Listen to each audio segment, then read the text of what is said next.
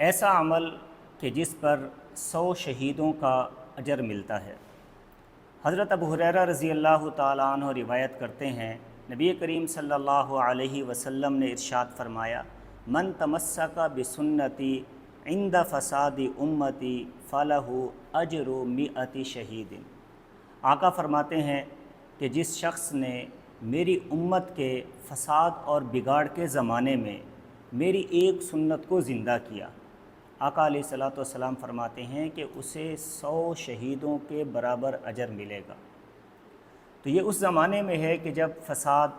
بہت زیادہ پھیل جائے اور ایک سنت کو زندہ کرنا ایسا ہو کہ جس میں جان کا خطرہ ہو،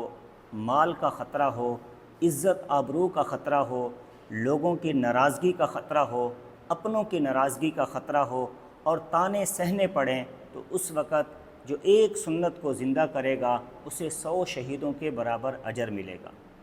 اور اس حدیث پر اس زمانے میں عمل کرنے کا بہترین موقع، وہ خاص طور پر 2 موقع ہیں کہ اس حدیث پر عمل کر کے اجر حاصل کیا جا سکتا ہے۔ پہلا موقع، جب شادی کی جائے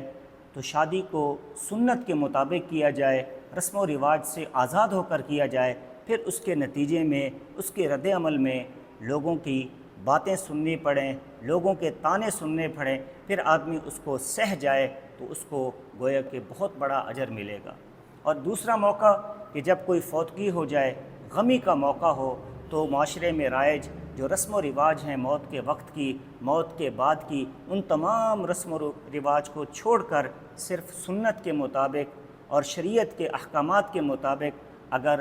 وہ تمام عمل کیا جائے تو اسے یقیناً اس حدیث کے مطابق اسے اجر ملے گا۔ تو ہم اس بات کی کوشش کریں کہ ہماری خوشی، غمی اور زندگی کا ہر موقع ایسا ہو کہ جہاں ہم سنت کو سامنے رکھیں اور اس پر عمل کریں، اور حضور صلی اللہ علیہ وسلم کی نورانی زندگی جب ہم اختیار کریں گے تو اس سے اللہ کی طرف سے مدد بھی ہوگی اور انوار و برکات بھی حاصل ہوں گے۔